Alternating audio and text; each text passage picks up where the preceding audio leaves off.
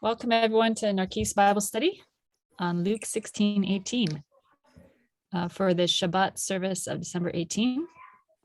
And we have one whole verse in front of us tonight. I want to start with a word of prayer. Lord, thank you so much for bringing us here tonight. Thank you for each person with us live, and thank you for all those who may be listening afterwards. I pray you would use my words and use discussion and just your work, the work of your spirit in people's lives to bring us closer to who you are and what you want from us. Give us your excitement and your compassion and your wisdom for living our lives here and loving each other. In Jesus' name, amen. Amen. So, give me one moment. I'm going to share a PowerPoint with you. And it's not a perfect PowerPoint.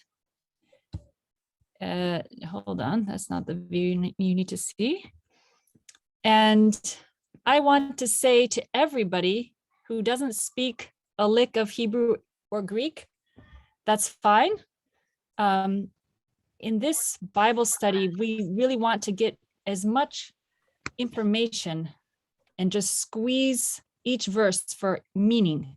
And oftentimes that means going back to the original languages and comparing things, comparing historical sources that just shed more light on what some of these passages mean.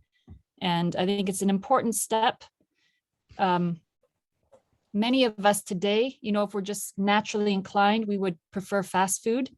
But then when we actually take the time to make a proper dinner and eat it, it tends to be more healthy for us. So these Bible studies are a bit more like a proper dinner. And I have tried to navigate the discussion by giving you some visual cues. And so I have included original languages just so that it just gives you visual cues to tag on to some of the discussion. And for those who do have a little bit of background, they can follow along. So we are in Luke 16, and I'm doing the one verse there on divorce. And it has no greater context, really, nothing connected to divorce in the previous passage or after the passage. Instead, it's talked about Torah being valid. So I'll just read it for us. Everyone who divorces his wife and marries someone else commits adultery. And the one who marries a woman divorced from her husband commits adultery. Okay, so this has been a hard verse for interpretation over the years. And depending how you interpret this verse, you could make or break someone's life. And so we want to be very careful. And we also want to carefully preserve Jesus' teaching. So, why is it not moving forward? Hold on. Oh, there, that's why. So first I want to point us to this word, everyone, the one divorcing his wife.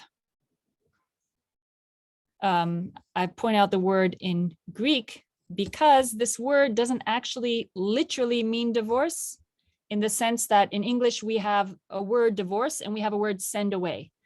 In Greek, as well as in Hebrew, you have just one word and it means both, to send away and to divorce. And it completely depends on your context, how you understand this word. Now, when you send away your woman, it's clear you're talking about divorce. So I'm not saying it doesn't mean divorce here. I'm just saying the word itself is non-specific. It's to send away. And contextually, we understand that. Maybe in the discussion, we'll circle around to that point because there are interesting passages in the Bible where someone sends away someone else, and it could be construed as divorce, but not necessarily. Okay. Oh, wait, I've gone too far. Okay, so that's the divorce word. The other thing that stands out here, everyone who divorces his wife and marries someone else commits adultery. And the one who marries a woman divorced from her husband commits adultery. So we just read that in English. And you see that little word and highlighted. In Greek, it's ke, which means and. The question is, how should we translate that word? Because in Hebrew, the word and can carry many, many different meanings, again, based on the context. And because Jesus lived in a world where people spoke Hebrew, Aramaic, and Greek, there is a lot of switching of languages going on. And there are a lot of things that we might not think about if we're used to just reading the Bible in English. For instance, Jesus would probably have been speaking to his close disciples in Hebrew because he was Jewish, they were Jewish, and Hebrew was a spoken language in his day. If they were in the marketplace and they weren't sure who they were talking to, they would have probably used Aramaic. If they were talking to someone they knew was Greek, they may have used some Greek. I don't know how good his Greek would have been. But they lived in a multilingual society. And this has an impact on all our texts because the Bible started out being written in Hebrew, and then the New Testament was all recorded in Greek. And yet the culture and the language that it's telling stories about were all originally done in Hebrew. So there is transfer. Knowing all of those languages helps us a lot in understanding the original background to what was trying to be said, and as well as knowing the culture.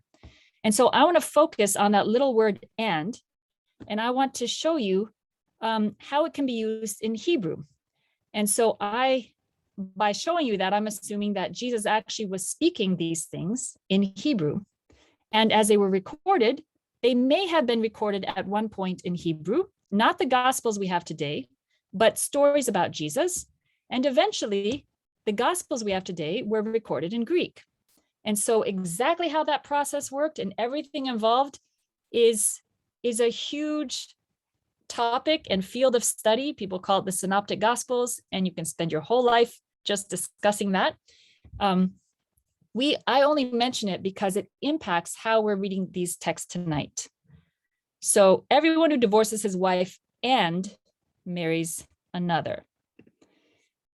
So let me show you another and. This one is in Exodus, the book of Exodus, chapter 7, verse 16. Now, I'll read it for you first in English. Release my people that they may serve me in the wilderness. You didn't hear an and there, but there was an and in the Hebrew. And your English translation has very correctly not translated and. Why not? Because in Hebrew, and functions in many different ways. And when you move from Hebrew to English, you need to choose the closest way that it was functioning there. And so here, I've highlighted the little Hebrew word and. If anybody has studied some Hebrew, that little vav there, ve, means and. Shalach et ami ve'ya'avduni bamidbar ve'hine lo shamata ad כה. So this is Pharaoh talking to Moses. Send away my people, or send out my people, and they will worship me. But what it actually means is send out my people so that, in order that they would worship me. And there's a special construction in Hebrew when you want to use and in this way.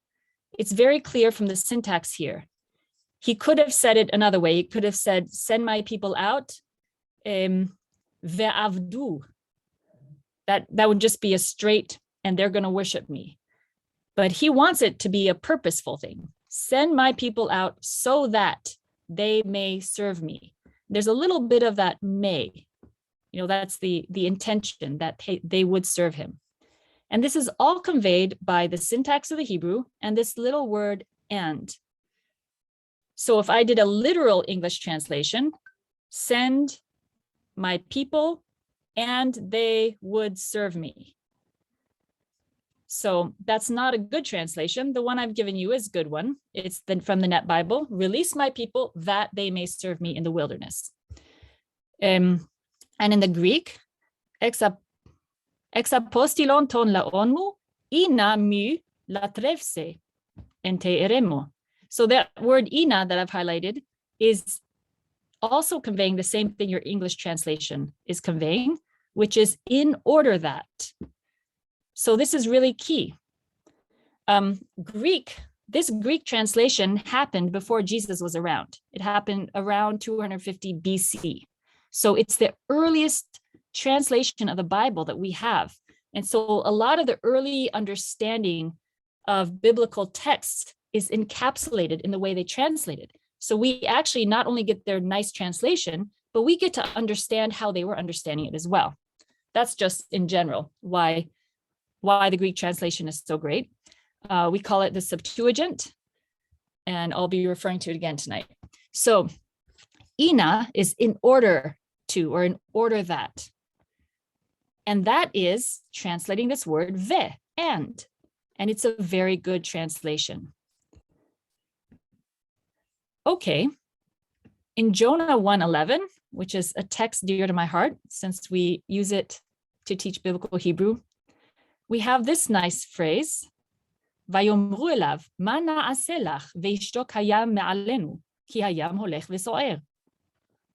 So in the Net translation, because the storm was growing worse and worse, they said to him, what should we do to you so that the sea will calm down for us?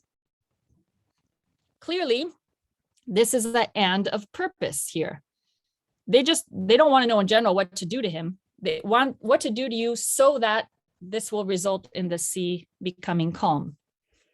And again, in the Hebrew, you see that little ve. What should we do to you? And it will be calm, the sea. And again, this tends to go with a yiktol form that the yishtok is in. If anybody knows what I'm talking about, if you don't, just ignore it. Otherwise, if you wanted just a more factual and it will do this, you would just say a vekatal, which would be veshatak.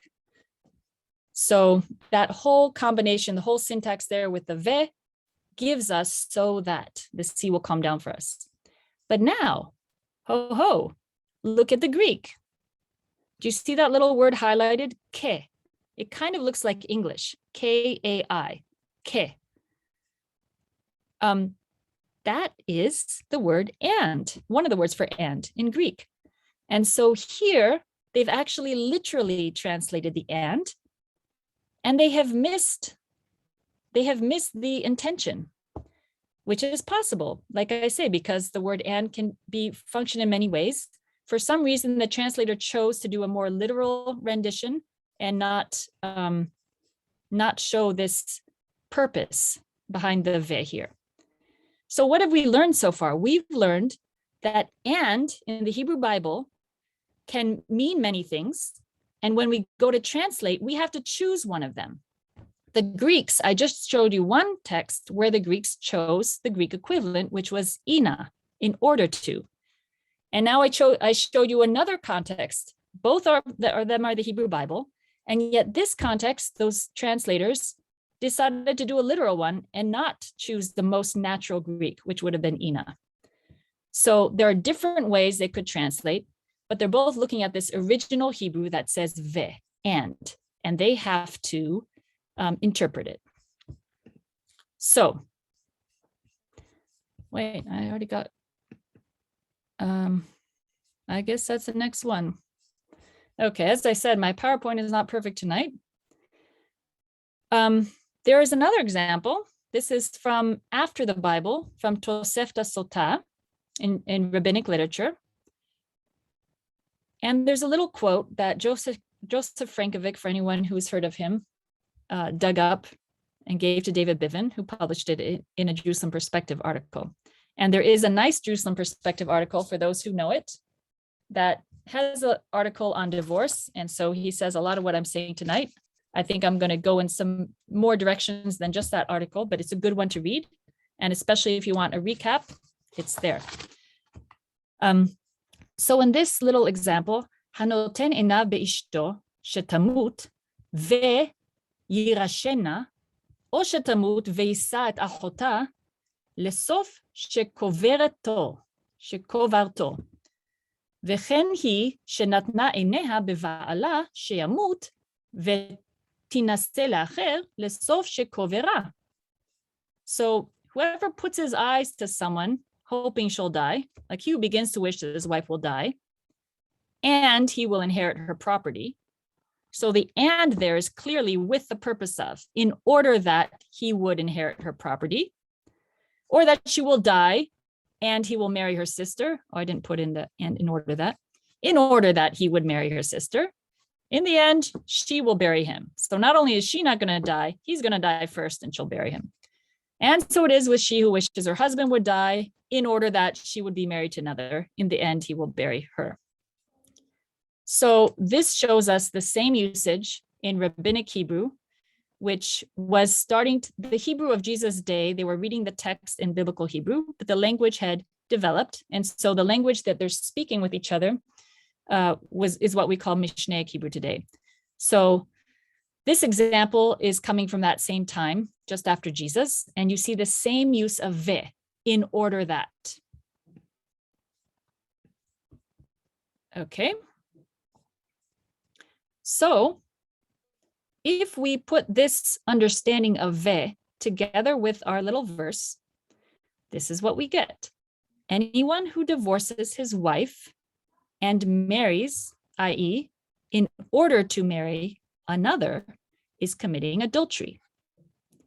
Now, that very much changes our whole understanding of this verse, because now the person divorcing his wife is doing it in order to marry someone else. So essentially, it is just the same thing as if he had an affair. He's divorcing a wife to get someone else. He's in a sense cheating on that person to go for someone else. And so Jesus is simply revealing the real motive here. If that is the case, if you're divorcing your wife to marry someone else, you are essentially just cheating on them. There's nothing legitimate there. And it's not a legitimate grounds for divorce.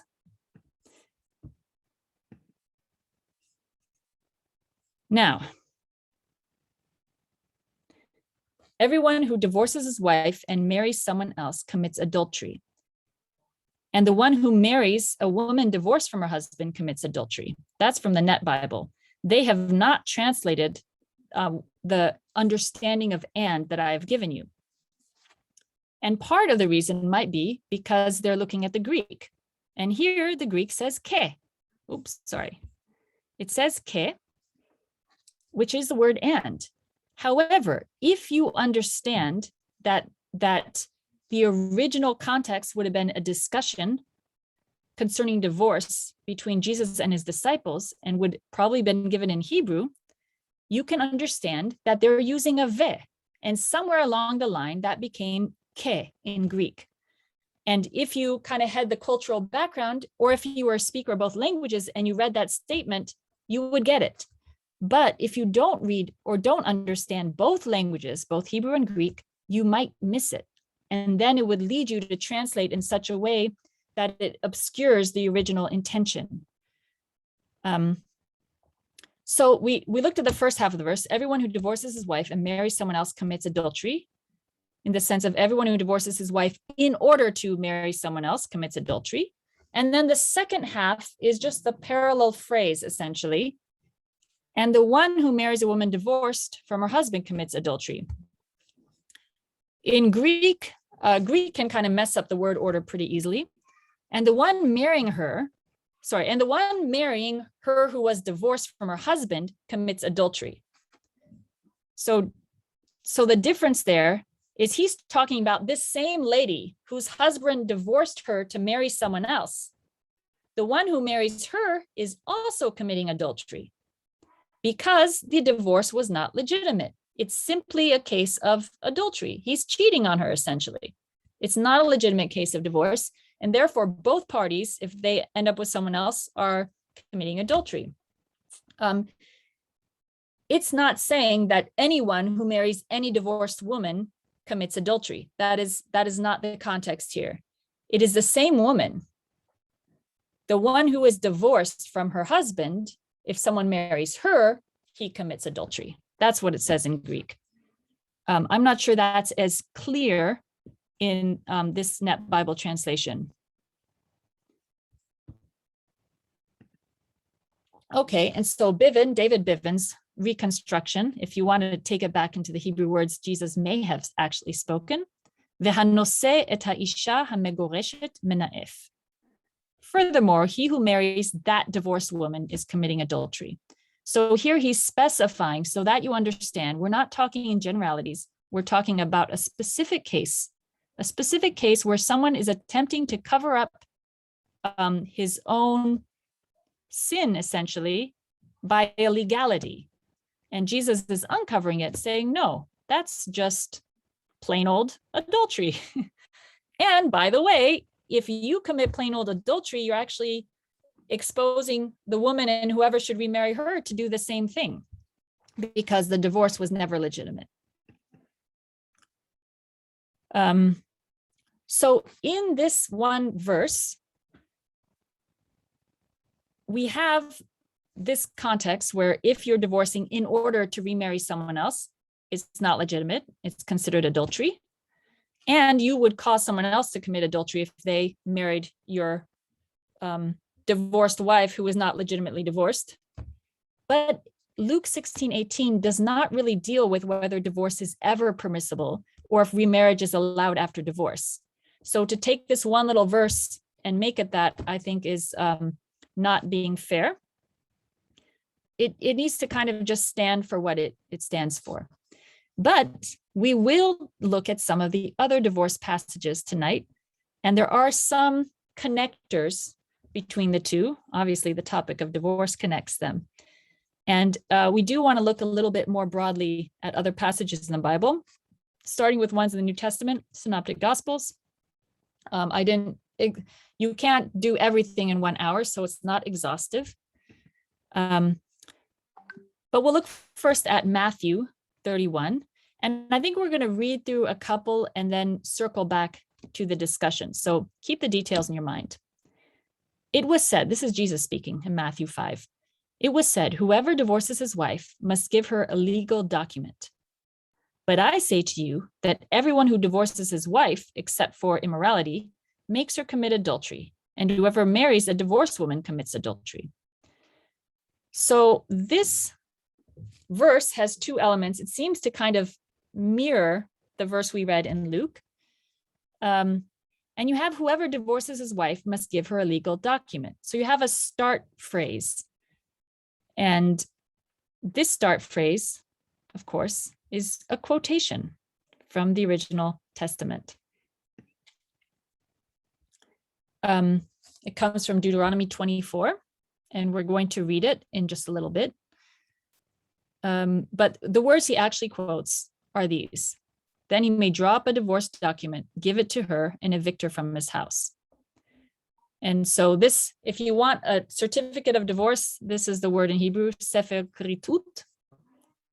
And in the Matthew 5:31, apostasion is used as just a divorce kind of document. In the Greek translation of the passage Jesus is quoting, it actually mentions the sefer again. It's a little bit more literal translation.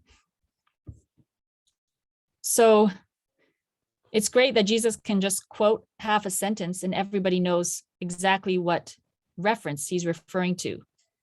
And we live in a culture that does not know our Bible the same way.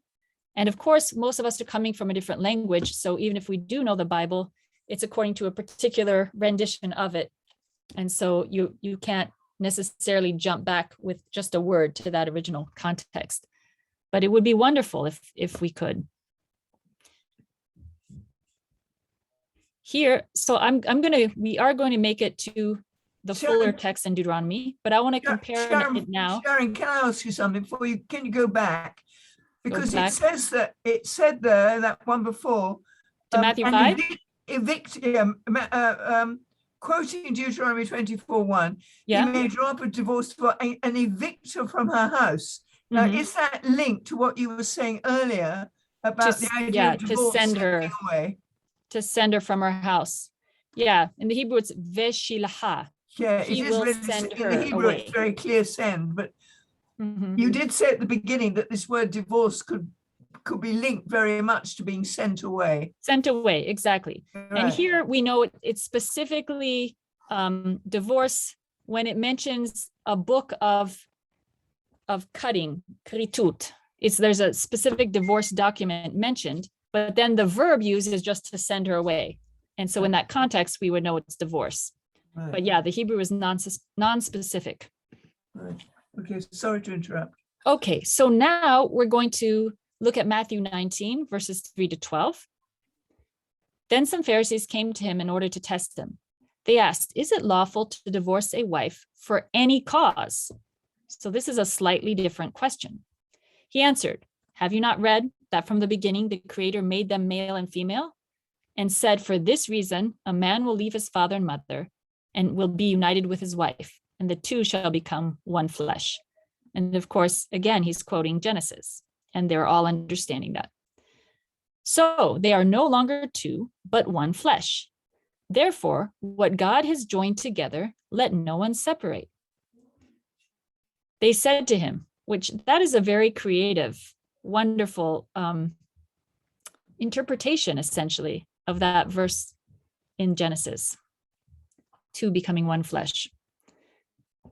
They said to him, "Why then did Moses command us to give a certificate of dismissal and to divorce her?" Jesus said to them, "Moses permitted you to divorce your wives because of your hard hearts, but from the beginning it was not this way. Now, I say to you that whoever divorces his wife, except for immorality, and marries another, commits adultery." The disciples said to him, "If this is the case of a husband with a wife, it's better not to marry." He said to them, "Not everyone can accept this statement, except those to whom it has been given. For there are some eunuchs who were that way from birth, and some who were made eunuchs by others, and some who became eunuchs for the sake of the kingdom of heaven. The one who is able to accept this should accept it." Okay, so it's an interesting little follow-up from the disciples who are just kind of like blown away by the sanctity that Jesus is talking about in marriage. And they're like, "Oh, wow, that's really dangerous stuff. You know, if it's that serious, maybe I just shouldn't get married." And he's like, "Well, you know, some people could do that, or some people should do that."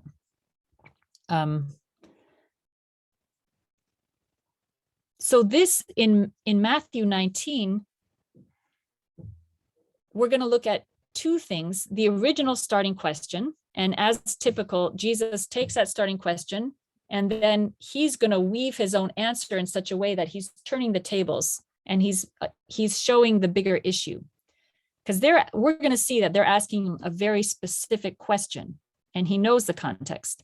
But instead of just giving them their little answer that they're looking for, he wants to broaden it and say, "No, look at the ideal here. Look at the big picture first. And this is what it's about." And then, of course, he mentions that same certificate of dismissal. That's the same verse we looked at in Matthew 5, the Sefer Kritut. And they're both dealing with Deuteronomy 24, and here as well as other texts. So we're going to be coming back to Matthew 19 as well. I've just highlighted there in the Greek, for any reason or for any claim. That was the original question. Can someone get a divorce just for any reason? Okay. So we have read Luke 16:18, Matthew 5:31, and Matthew 19:3-12. And in some way or another, these verses all reference back to Deuteronomy 24 and this issue of divorce. Maybe Luke 16 is the most loosely connected, but Matthew 5:31 and Matthew 19, for sure, they quote it. And so this is really the base text that needs interpreting. This is the base of what everyone's talking about. And Jesus, in dealing with this issue of interpretation, brings in other texts in Matthew 19 to bring it back to the big picture. So now I want to look at this base text and see what is really this question that they keep asking. And going to talk about this word ervat davar. So if anyone can appreciate the Hebrew, I'll just read it quickly. Just that sentence. Ki kach ish isha uve'ala, v'haya im lo timsa hen be'inav, ki matzava ervat davar, v'chatav la sefer kritut, v'natan beyada v'shilcha mi beto. Okay. Ervat davar. That's the Hebrew word I'm looking at. And now let's read it properly in English. If a man marries a woman and she does not please him because he has found ervat davar in her, then he may draw up a divorce document, give it to her, and evict her from his house. When she has left him, she may go and become someone else's wife.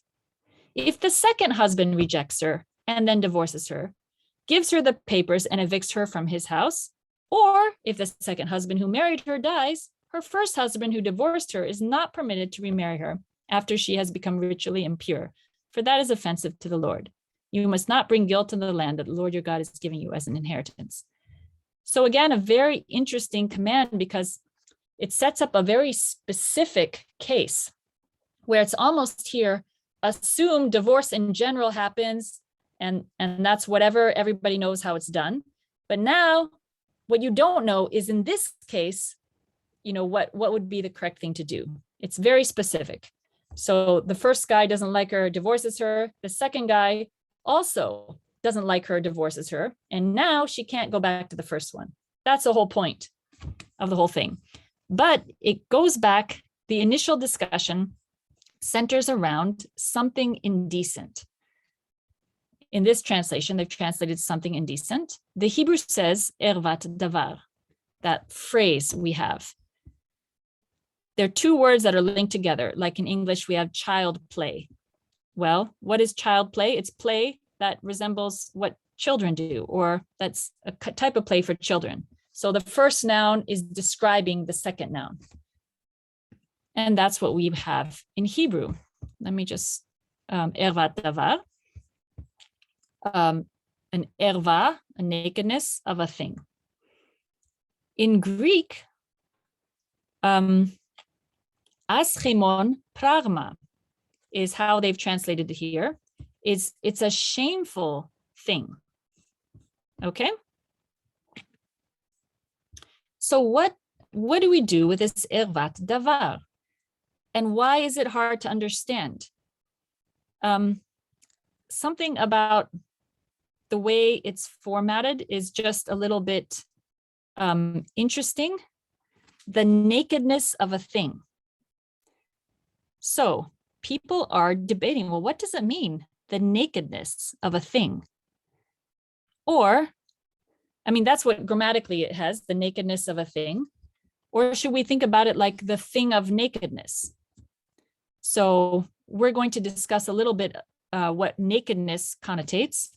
I'm suggesting an idiomatic translation, a nasty thing. Ervat davar would be just any nasty thing, or a thing of nastiness. And you think, what is the difference here? Well, there is a difference. One is emphasizing the thing, any nasty thing. And the other is emphasizing the nakedness and everything that connotates. So it's the fact that it's a thing of nakedness that's the problem, not just anything nasty. Or if you rephrase it, it's not just any undesirable thing.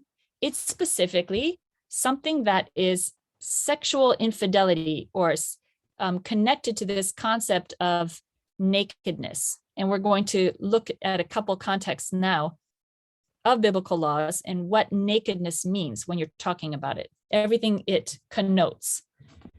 And in the end, we'll also talk about Hillel and Shammai, that are two rabbis that had a debate going on exactly about this verse, exactly about these words. What does ervat davar really mean? How should we understand it? How do we apply this to our lives? And so we're going to see some of their very interesting suggestions at the end. So first, I want to take you to Exodus 28:42. Make for them, this is in the priestly instructions, make for them linen undergarments to cover their naked bodies. So in Hebrew, besar erva, the flesh of their nakedness. Okay, they must cover from the waist to the thighs.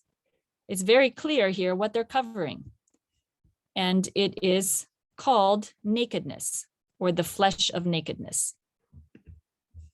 Leviticus 18:6. No man is to approach any close relative, which actually use his own flesh, it's talking about, any close relative to have sexual relations with her. Okay, so there your translation's already filled in the idiom for you, but it says no one should come close to uncover nakedness. And so uncover nakedness is this idiom that they have correctly translated to have sexual relations with. So this is what we would call a euphemism. Uncovering nakedness implies sleeping with someone or having sexual relations with them. I'm the Lord. You must not expose your father's nakedness by having sexual relations with your mother. Okay, so all of these you see up in the Hebrew, all the highlighted words are about uncovering nakedness, uncovering nakedness. And then to just refer to the mother as the nakedness of the father is referring to sexuality. It's a sexuality that belongs to the father and not to other people.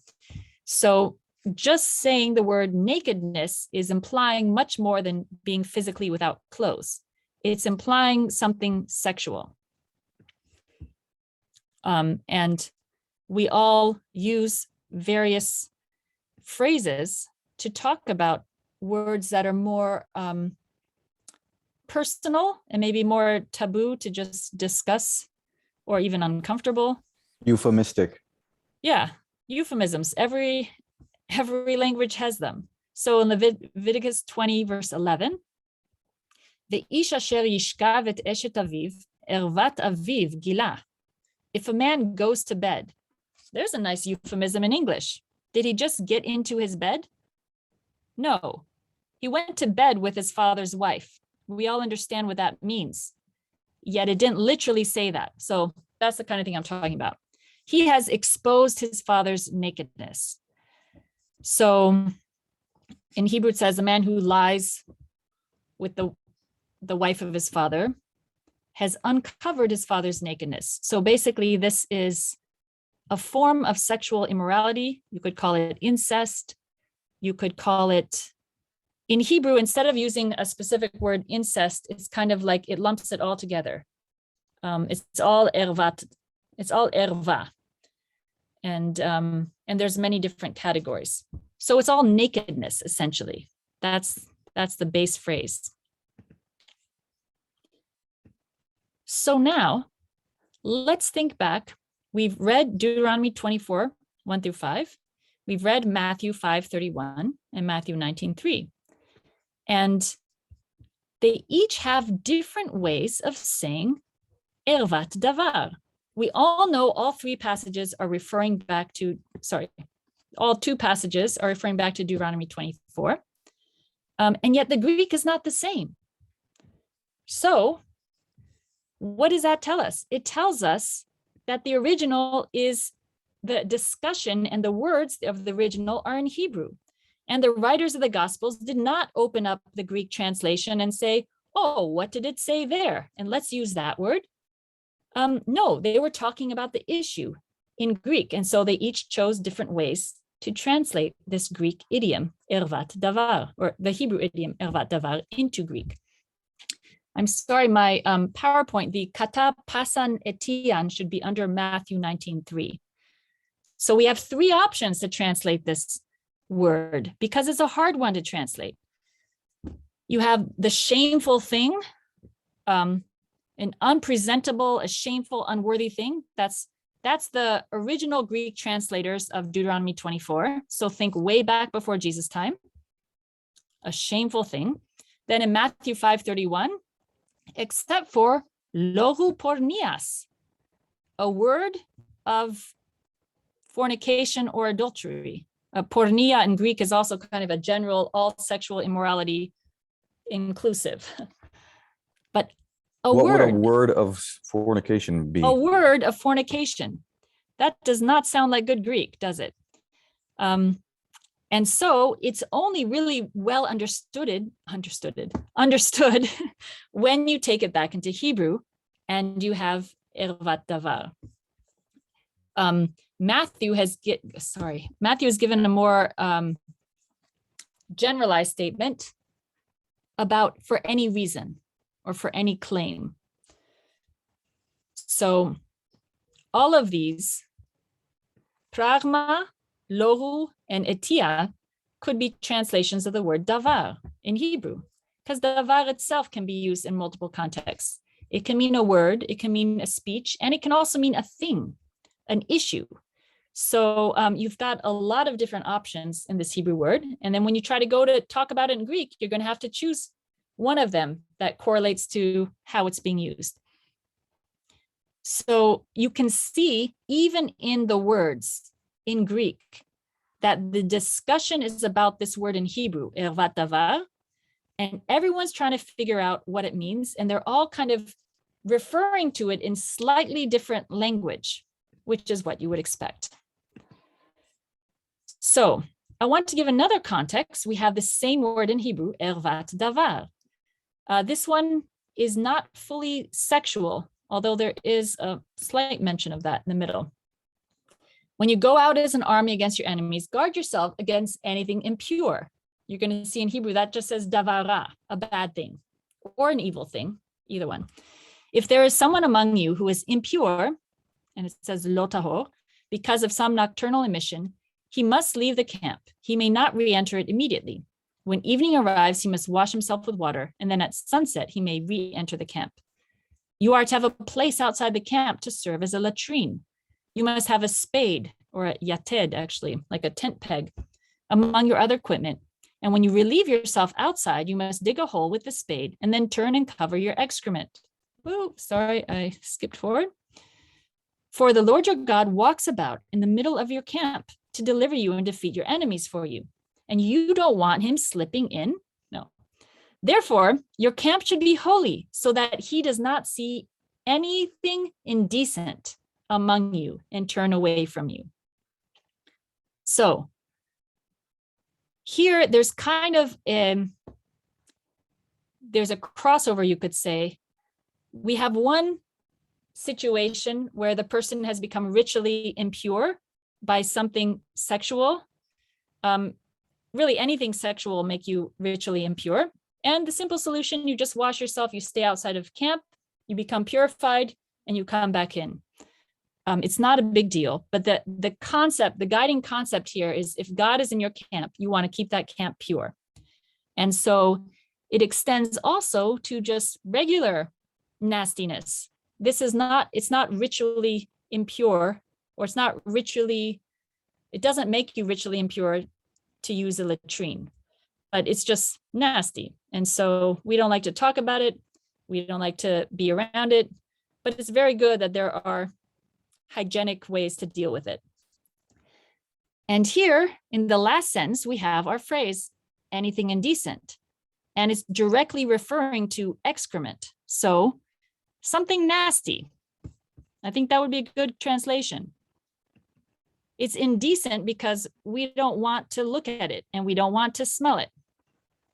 So I'll just, for any who follow the Hebrew there, davara was the first word they used. Lo yihi tahor, tahor is the pure. And then ervat davar is our main focus here. So this whole context, I bring it because it shows you that ervat davar could be used in a context that's not sexual, but it still kind of involves those same body parts that we tend to cover up and talk around because they're embarrassing to us. Okay. And of course, we have the Greek rematos poneru, which is interesting, an evil word for davara, and the person who is not clean, katharos, ritually clean.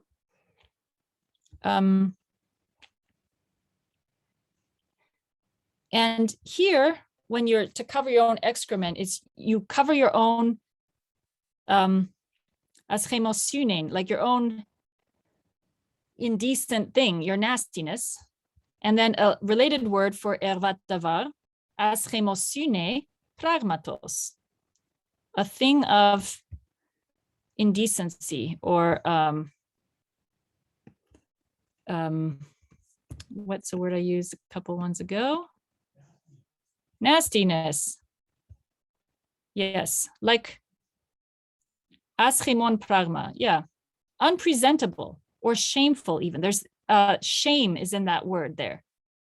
So you're ashamed of it. And in both contexts, in the divorce context and in the using the latrine context, it uses that same word, the same translation in Greek for ervat davar.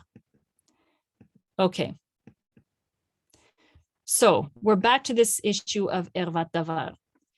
Is it just anything nasty, or is it a thing of sexual nastiness? So sexual infidelity. And so you have this debate among rabbis, which it is. And Hillel was known to side with the one. It's just a thing, anything nasty. And Shammai was saying, no, it's specifically sexual, any sexual infidelity. And we're going to see Jesus sides with Shammai, or Shammai sides with Jesus. We have in the Mishnah, which is interpretation of the Bible, how do we then live kind of thing. Mishnah Gitin, chapter 9-10, it talks about this discussion among the rabbis.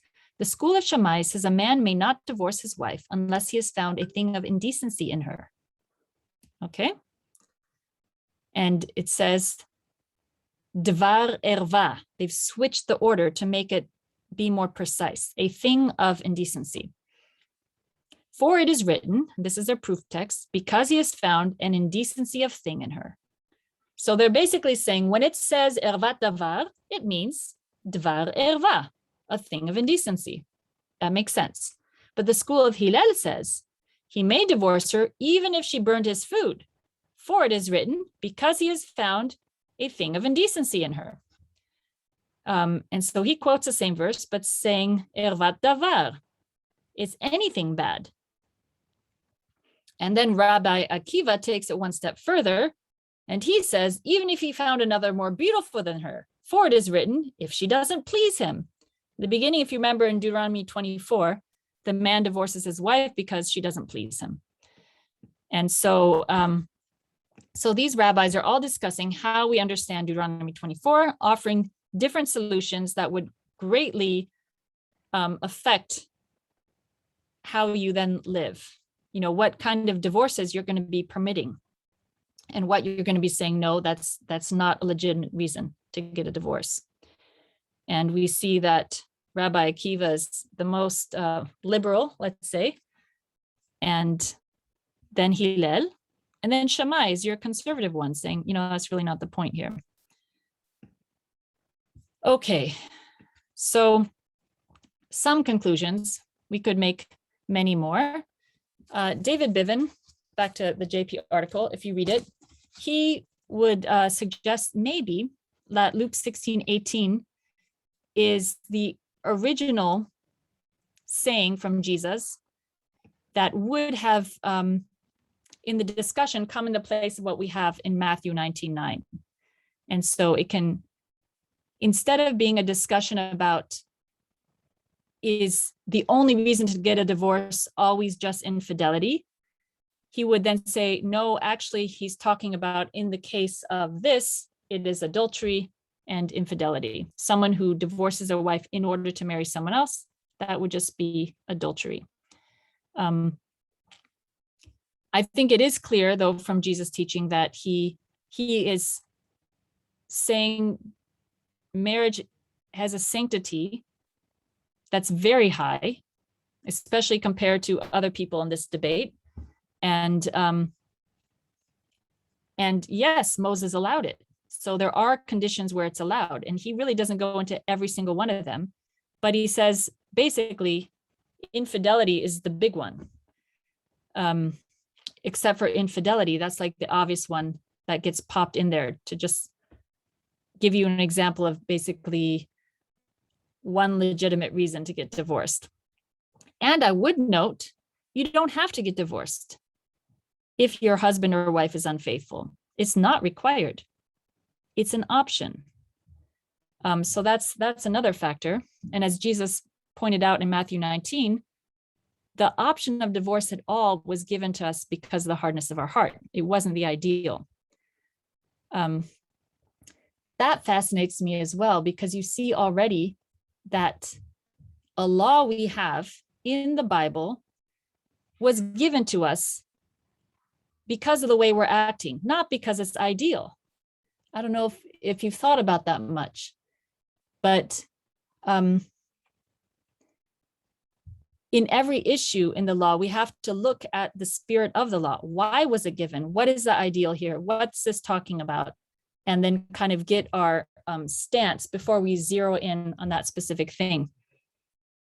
Where, like in Luke 16:18, we saw it's a particular case he's talking about where the motivation to get a divorce is equivalent to adultery. And so maybe Luke 16:18 is to give security to the woman. Sorry, what? Maybe Moses gave the letter of divorce as an issue because he wanted to protect the women. It could be. Hold that thought one moment. So in Luke 16:18, it doesn't mean that all who get divorced and then eventually remarry commit adultery. I will point out the laws here we've discussed tonight are all male oriented. You notice Jesus didn't say, no one's talking about the wife who divorces her husband, because it didn't exist in the culture. Husbands divorce wives. Husbands initiate the marriage, and husbands get to call it off. That was a culture. And so all the discussion of these laws, again, you have to get at the heart of it and the meat of it in order to extrapolate to other cultures where now wives can also divorce their husbands, and what would it mean in that context? And of course, in these discussions, not every circumstance is dealt with. As I said before, even the law in Deuteronomy 24, it's talking about divorce. But divorce is the assumed concept. It's not saying, by the way, if you marry a woman, you can divorce her. It's assuming you know that. And it's saying, in this instance, if you married her and you don't like her and you divorce her and someone else marries her, blah, blah, blah, blah, blah, blah, blah, that can't happen. So it's a very kind of specific law. And so it shows you that there is an assumption that divorce is there and it's always an option and everybody knows it. And then it gives you guidelines about it. And I think that's why it is so important that Jesus turned this discussion in Matthew 19 to include not just what's legally okay to divorce over, but more take a step back and say, guys, don't get a divorce at all. The ideal is the two become one. Let's not separate that, leave it. And the reason you have all these laws and legalities are because there's hardness of heart.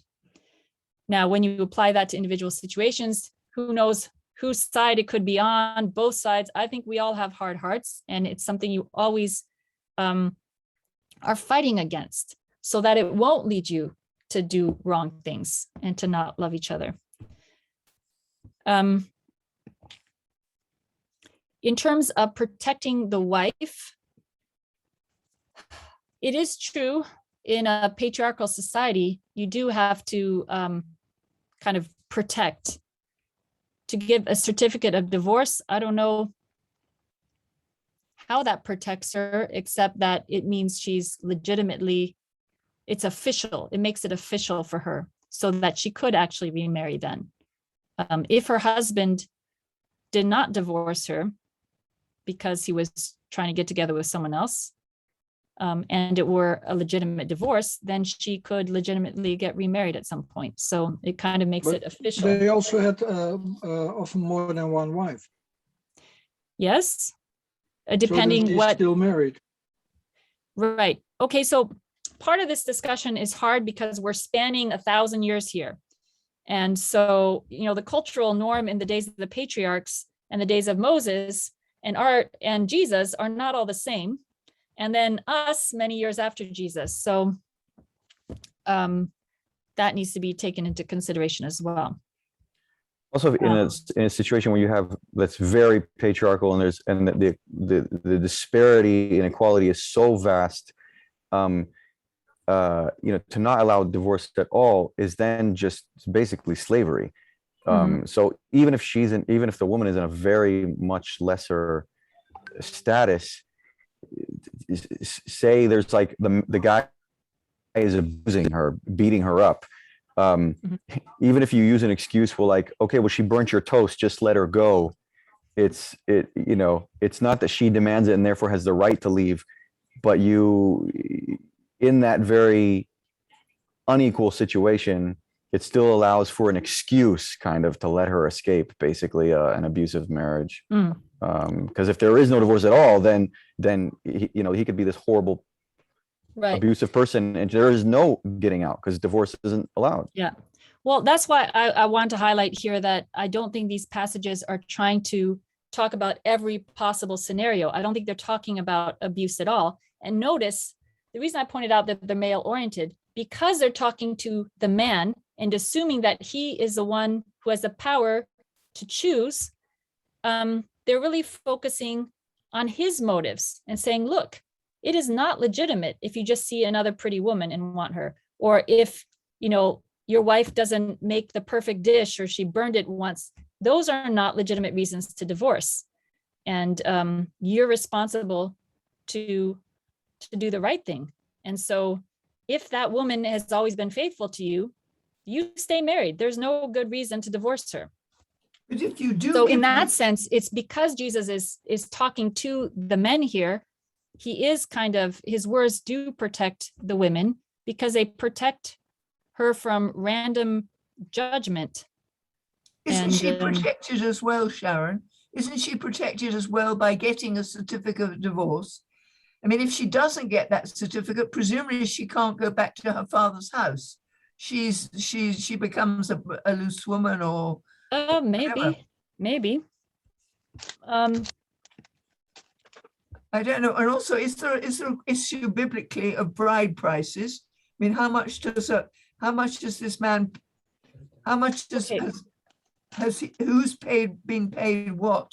If you want, again, cultures keep changing, and most of these institutions and practices involved, they are constantly evolving. And the Bible deals with people in real cultures. And so if you look in the Old Testament laws, you will see all kinds of laws about bride price and paying back.